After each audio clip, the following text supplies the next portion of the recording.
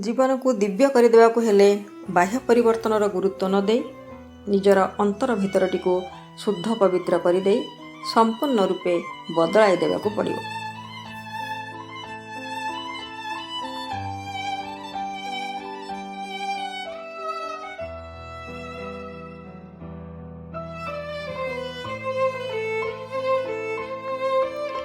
साधारण मनुष्यर चेतना तार देह और आवेग और कामना बासना कल्पना और अतीतर स्मृति रे जड़ित होई रही थाए।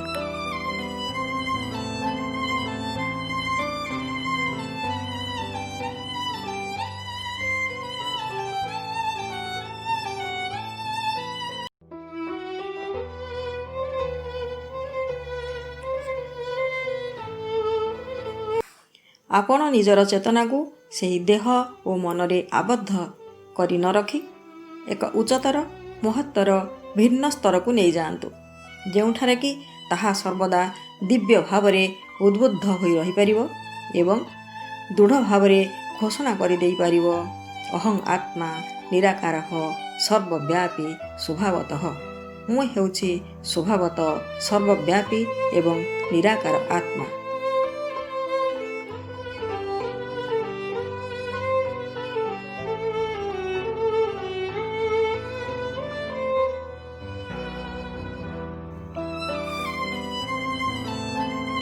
ताहा ही हेउछि दिव्य जीवन, ताहा ही हेउछि दिव्य जीवनर मूल सिद्धांत।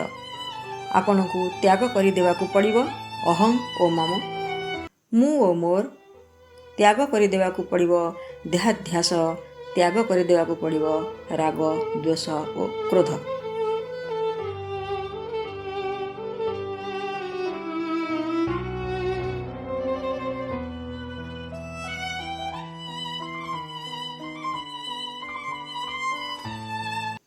आपण को मुक्त होई जीवाकू पड़िबो इंद्रिय मानक दासत्वरु मनर कामना वासनार दासत्वरु।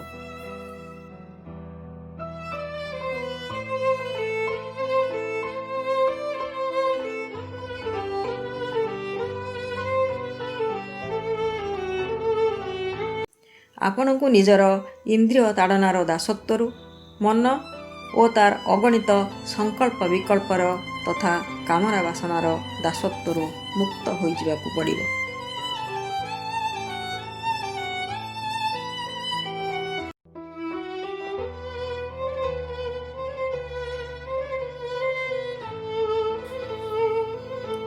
आपण हेउछंती देहर ऊर्ध्वरे आपण हेउछंती दिव्य यही तक हृदयंगम करिवार नाम ही दिव्य जीवन।